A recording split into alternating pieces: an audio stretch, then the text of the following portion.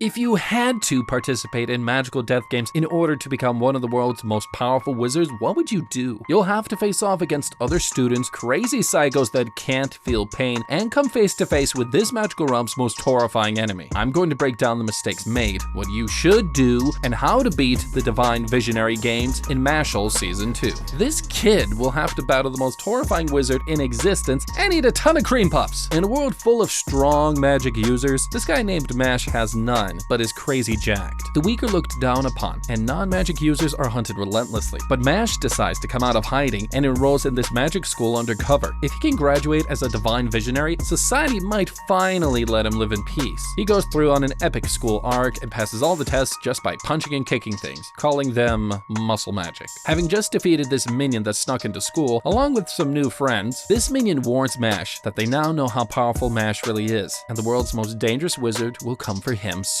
After this battle, his friends also discover his big secret, that he is a non-magic user. They try to keep it quiet, but word gets out and the entire school finds out. This is a serious crime, and Mash and his friends could be in big trouble. Having a group dinner, these two bullies that Mash saved earlier, Abel and Abyss, also join, and thank Mash for saving him, but warn him that the Divine Visionary exams are coming up, but Mash might actually have bigger problems. Revealing a man named Innocent Zero is the one coming for Mash, the boss of the worst crime syndicate in the magic realm. They often look for people with high magical power in this school, meaning Mash and anyone who gets in their way are screwed. A little later, trouble arrives. The Magic Academy calls Mash for an emergency meeting. They found out he has no magic and is now in big trouble. However, a powerful Divine Visionary interrupts the meeting, named Ryo. He can tell Mash is unique and tells him if he wants to survive, he must convince the world he belongs, convincing Mash to solve his problems with his fist, aka violence. He asks Mash to try and light this candle without touching it, using something more impressive than magic. Mash takes out this wooden hand. Using his muscles, he rubs it really fast, creating a fire on the ground and lighting up the entire room, and the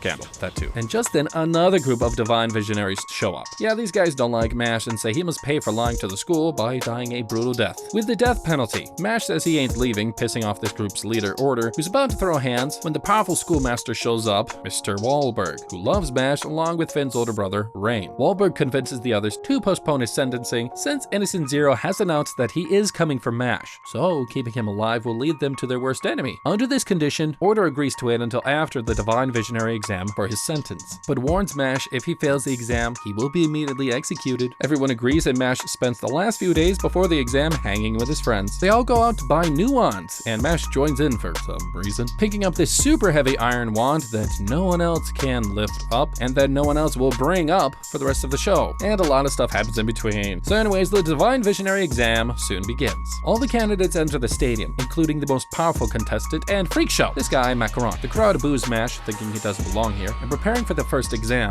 the Dettervent hunt. They get told the instructions and the rules. They must find a key somewhere in this area, located in the bladder of this goosefish, and must use magic to pop it. However, they can't touch the balloon, they cannot cheat, and will be hunted by 3 horrifying Dettervents the whole time. Entering the arena, they all suddenly get separated. This one guy gets attacked by a monster. He tries to use his magic, but finds out they're immune to magic, instantly getting slaughtered in the match. The announcer reveals this exam is not what it seems, and will test everyone's running away skills because these Dettervents are invincible. Mash here then punches this bull, shocking everyone! But since it's part of the exam and not a real creature, it immediately gets back up, forcing Mash to run and hide like everyone else. Someone then turns him small temporarily, letting him hide from the monsters. This guy wants to be friends with Mash and reveals that he uses micro magic to make things small and also big. Forming an alliance, they work together and sneak past this Dettervent until they eventually find the key. Mash tries to break the balloon but remembers they can't touch it, meaning they can't pull the key out or even pop it from the outside. However, Mash sees this air hole here and comes up with an idea. He makes micro magic guy here make the balloon bigger, including the air hole. Mash then starts breakdancing in circles using his muscles, creating a violent tornado, risking alerting everyone, and this sends air directly into the balloon air hole, expanding it until it explodes. Okay, while we can't kill the Dettervents, there's still one thing that we can do to stop them and win the game while following the rules in a much more chill way that nobody thought of. Let me explain. Well, the goal is to find the key. Making the balloon bigger was dumb, because this could have increased the chances of more Dettervents spawning us, or at least the big-ass balloon. And while they aren't the goal, them overwhelming us would directly stop us from achieving our goal if we got caught. Look, there's a much easier way to get rid of them. It's so freaking simple you'll feel bad for not thinking of it yourself. As Mash, since we can't kill them, I would have used our bulging, throbbing, pulsating, tight, muscly muscles to deal with them. Since it was mentioned they are resistant to magic, our partner here is useless. I would have literally picked up the monsters and super thrown them away in the distance. Basically like how Team Rocket gets launched away into the stratosphere. This move would have allowed allowed us to gain some distance from any distractions and could have allowed us to better deal with the balloon problem in a much less stressful way, while still following the rules of the game. Now, being able to focus on the balloon, there's one thing I would address. As Mash, while our powers are effective, they're generally way too noisy and destructive. The complete opposite when you're trying to figure shit out without being seen. And while we could keep throwing dead events left and right, this would still take up too much time and energy. This is why, in order to not attract more dead events in the area, I would use our friend's Ant-Man powers to shrink the balloon into a much smaller size.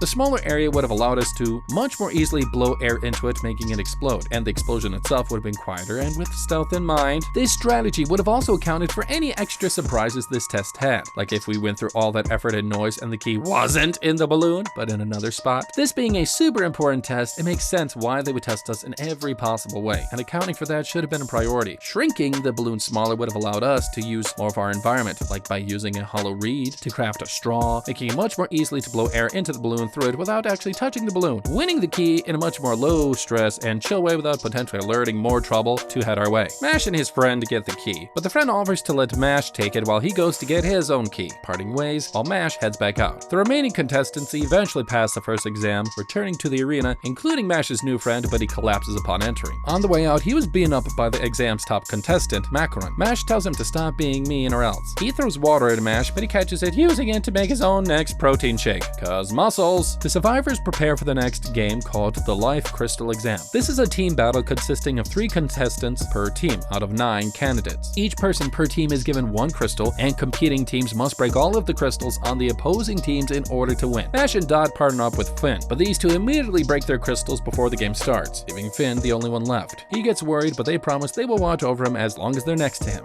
Aw, best friend vibes. The exam begins and everyone gets teleported to the next arena, but Finn immediately gets separated from the other two, freaking him the hell out. He desperately looks for his group, but spots this powerful contestant, red hair guy, brutally beating this guy up. He tries to escape but gets spotted. Worried about Mash's safety if he fails his exam, he protects the crystal with his life while getting the shit kicked out of him. Red hair guy then shows his magic powers and capable of feeling pain. He gives himself a boo-boo, but the damage affects Finn instead. About to get worse, that's when Mash shows up to kick this guy's face in, but realizes all this guy's pain is absorbed by his wand. Red hair guy reveals that he's been blessed by the Master Cane when he was born, which is one of the most ancient wands in the world, controlled by a powerful goddess, and has never felt pain in his life because of this. Woohoo, you are cruising for a bruising. Mash tries to attack him but gets injured himself instead. He then ups the attack, taking more damage himself. This overwhelms red hair guy's spell's healing speed. Yeah, needless to say, it shocks the guy and pisses off the goddess behind his wand's power. This triggers an upgrade in its powers and fires a series of attacks at Mash, forcing him to dodge. He quickly takes out his freaking heavy iron wand and sculpts it into a tennis racket with his super strong fingers? What? Anyway, striking the goddess with tennis ball style volleys, eventually destroying it and shutting off red hair guy's power, allowing Mash to beat his ass, letting him feel pain for the first time in his life. Ah, what an experience it must have been. Other contestants around the map eventually get destroyed by Macaron's overwhelming power, and the game ends. The final few exit the match, thinking they're hot shit. But Wahlberg shows up and says Mash's greatest trial has yet to begin. Macaron then shows up, telling Mash that he's looking forward to their next exam. That's when it happened. One of Mash's muscles on his pecs tells him to be careful. He named him Mike, by the way. While Finn looks at him like he's nuts. After, they take a rest before the next exam, but this divine visionary from earlier named Caldo shows up. He asks Mash to play a game with him before the next round. Mash says nah, but Caldo says, here's the head of the magic administration, and basically has a say in whether Mash becomes a divine visionary or not, and if he wins, let him pass the next exam, forcing him to play 3 rounds of a confessing game of you look, you lose, while staying in the circle. Basically, he has to not look up while Caldo tries to make him look up in any way possible. It's a mess, but using his crazy skills, Mash wins, until the last minute when this owl randomly comes up and steals one of his cream pies, but that causes him to accidentally look up! No! He thinks he lost, but Caldo is impressed with his skills and counts it as a tie and walks off. The real first Divine Visionary exam begins. It's a one-on-one battle against Macaron, and the loser must make the opponent give up or pass out. Mash takes out his secret weapon, a cream puff, to replenish his calories after his workout, and Macaron joins him with a tempura, telling Mash he's not putting tartar sauce on his shrimp, but putting shrimp on his tartar sauce. Yeah, like a psycho. The match begins. Macaron uses an easy spell that Mash thinks he can handle, preparing to return the serve, but realizes it's way too powerful and runs backwards right into the wall to avoid impact. He rushes to use Spinal Impact, Fall Magic, which is not really magic on Macaron, but it easily counters the move. Watching Caldo here gets low-key annoyed. No one is calling out Mash for naming his moves like magic spells. Mash tries to deliver a flurry of attacks, but Macaron momentarily stops the fight, saying he can tell Mash is guarding something, and this means means he can't use his full potential. Turns out he's protecting his emergency cream puff, and he sets it aside. His friend wonders what this useless exchange was, because nothing we're watching makes sense. Macaron uses a move called Sounds Fa attack and violently bursts Mashle's eardrums, saying he can't punch his spells away and now also can't hear any unnecessary anime exposition. Cool. Getting disappointed in Mashle's abilities, prepares to defeat him right now, creating orchestra magic around him. The speakers fire, causing the ground to erupt. Everyone thinks Mash is dead, but he appears from the floor and pulls Macaron down. Watching from the distance, Finn realizes Mash dug into the ground before the sound waves hit, avoiding most of the sound oscillation thanks to the ground blocking it. He basically out-travels the speed of sound. Using quadriceps magic, Mash guillotine kicks Macaron, mounting him and punching his face non-stop, forcing Macaron to now change into his serious form. Using sound metamorphosis, he transforms into this child with hair, his true most deadly form yet. Okay, Mash here did everything wrong and didn't think to use something so useful that he already had. Mash played it way too risky by going underground to avoid Macaron's attacks because, while it seemed to work, him digging a tunnel actually just turned this escape route into a huge resonance box, which is basically a box that enhances the transfer of energy from a sound source to the air. This small tunnel would have only made Macaron's sound waves even stronger, but whatever, we'll avoid that fact because he had plot armor, I guess. If I was Mash, I would have relied on a much more efficient plan that could have actually worked by using something that we've been carrying this whole time that literally no one has brought up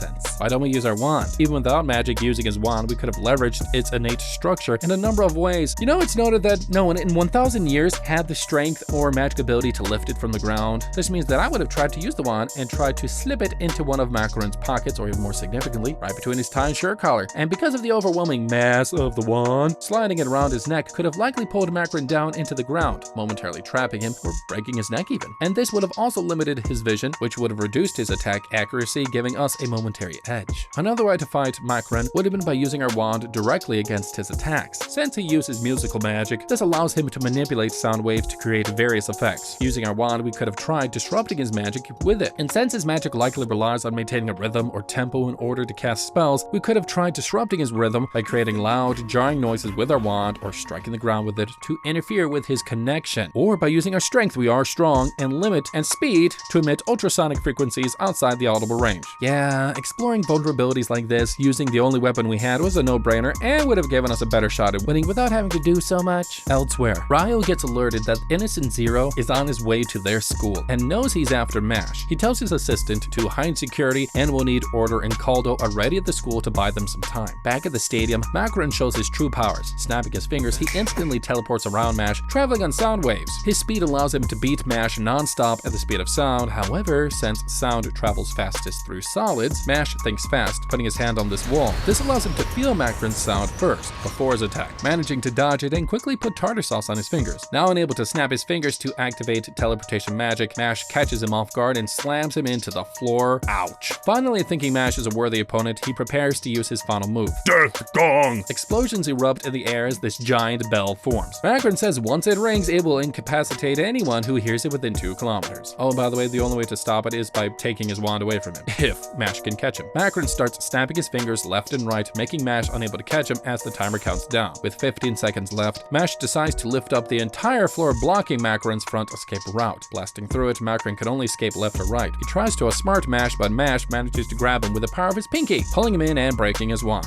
Destroying the spell, he defeats Macaron, winning the match, pissing off Order, who still thinks that Mash doesn't deserve to be here. And just then, the ground starts violently shaking around the stadium. The sky starts breaking apart as this monster enters the realm, along with Innocent Zero and his men, using magic to stop time in the arena. He tells Mash he's his daddy! Surprise! And plans to have Mash be inside of him by absorbing his flesh and organs, of course. Wahlberg then arrives to protect Mash. Scaring the shit out of these evil minions, Innocent Zero declares that he wishes to become the perfect immortal human. That is beautiful and the most powerful of all. Wahlberg tells him that dream is dumb and says Mash is destined to become a beacon of hope in this world and will not leave the school. The 2 strongest wizards in the universe prepare to fight. Innocent Zero summons hundreds of flesh-eating monsters from the floor, while Wahlberg unfreezes the time spell, warning his most powerful students to take care of these monsters while he deals with the OG, teleporting him and Innocent Zero to another location for the kid's safety. Mash and the other mains all start working together to stop the monsters, and even Macaron Macaroni, yes, that's his nickname now, starts pitching in, while this minion called Cellwar constructs a giant death tower above, preparing to kill all the students. Meanwhile, at Wahlberg's location, Innocent Zero shows his current face, shocking Wahlberg that he's abandoned his humanity. Firing a forbidden spell on Wahlberg, he realizes this is a living dead spell. Innocent Zero reveals that he's acquired the magic to restore the body of the dead without their consciousness, so literally shields of meat. revealing their dead mentor and the most powerful divine visionary in history, Adam Jobs. Shocking Wahlberg. This minion we'll call Mr. Freak. He has the power to control the dead and their powers.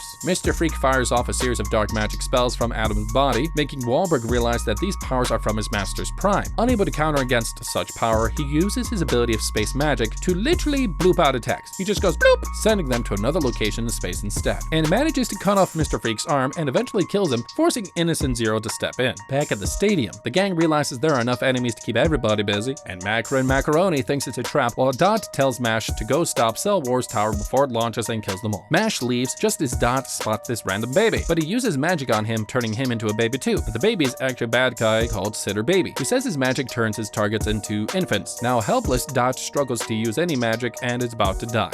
Okay, so for some divine visionaries, fighting positions are absolute trash and could easily get them killed. If I was them, I would have utilized a fundamental military strategy that has been used from the Romans, Greeks, Chinese, and everybody. Let me explain. Them being surrounded means they have limited mobility to move around, and as we can see, are leaving themselves more open to attack from multiple directions. This would also divide their attention, which could quickly overwhelm them, increasing the chance of them making mistakes in judgment or not seeing any opportunities for attacks. This is why getting out of this location would be my first move. I would have employed something known as breakout tactics. I would order all the students to concentrate their attacks at one specific point in the enemy's encirclement. This would have put added pressure on one point of their defense line and could have allowed us to breach through it all together. Once through, this would allow us to exploit the gap we've just made to essentially encircle the enemy and surround them instead. From here, we would have full view of all the enemies, and in this position, we'll be able to be much more effective in taking them out. Since, we will only have to focus on our attacks in a singular direction, this move would also allow us to potentially use the balcony rails above the arena for better oversight and ranged attacks. Point is, it made no sense why these tough kids just continue to fight from a disadvantaged position. Dot goes to Lance for help, but he quickly gets turned into a baby too. Spotting this toy, they too get excited, and Sitter Babe says they're powerless. However, Lance is still being overpowered as balls, manages to use his powers, and soon defeats him, turning them back to normal to carry on fighting. Meanwhile, Mash rushes to the evil tower, and oops, he can't climb it. So what does he do? He kicks it until it gets shorter, facing off against Cell War himself. He tells Mash the actual death weapon won't disappear unless Mash defeats him, so he starts firing lethal rounds, but Mash quickly dodges and punches him in the face, finding out from him that Innocent Zero wants to use Mash and 6 other of his children's hearts to create an immortal heart, one that he will use to live forever and become a god. Shocking Mash. And this is why Mash was created to be used by Dad.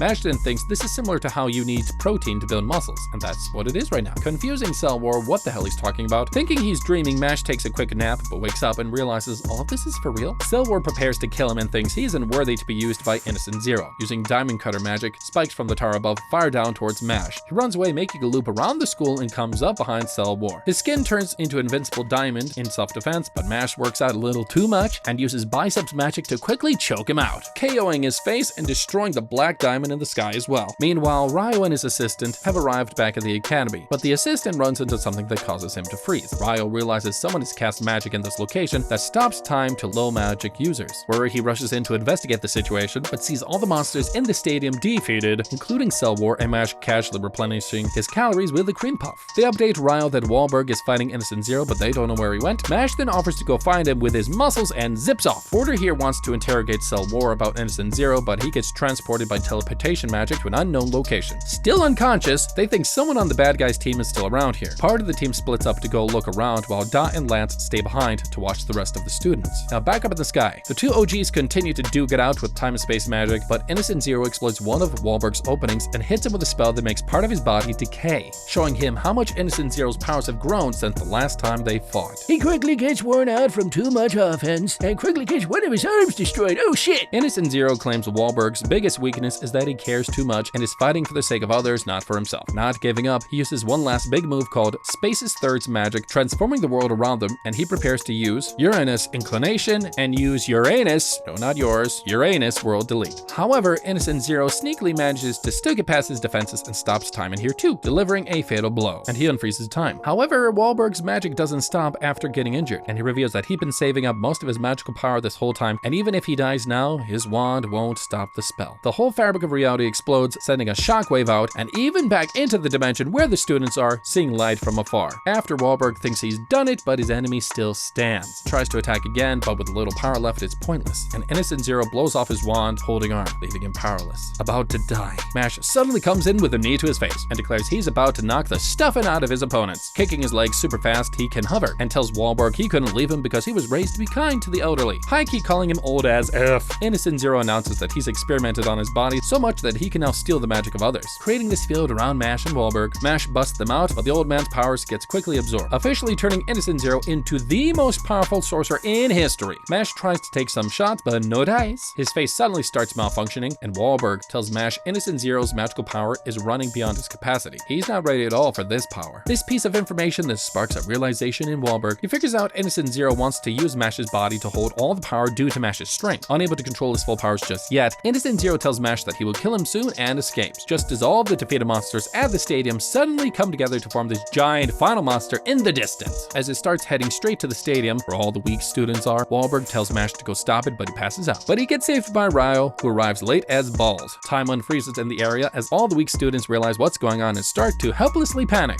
Okay, so I would have saved myself here by using everyone else and killed them all in cold blood. For a really poor magic school with constant powerful threats day after day, it makes no sense why their defenses were trash. If both the good guys and bad guys use the same weapon, then it's logical to assume that it's only a matter of time until the bad guys figure out a way to beat the good guys with their own weapons, since they literally knew what both sides were using. This is the same case for this monster. This school should have had defenses in place to combat threats that were abnormal and that possibly could combat magic, because everyone should have expected this to happen sooner or later. Even how the bad guys got through the school, it's noted that all the powerful wizards went to stop them, when in reality they should have already implemented security measures in place that automated for this. Come on, let's have a little bit of modern thinking, baby. By having advanced magical and technological surveillance systems in place, automated defense mechanisms like enchanted traps, magical constructs, and golems, I love golems, to stop and incapacitate intruders without the need for any student or teacher. These guys were acting way too primitive about it all. At this point, we can't do much as students. However, if I was Finn, while useless as balls, we're more important than any other NPC here, which means our life matters the most. In this case, I would prepare for the worst and assume no one's gonna come save us,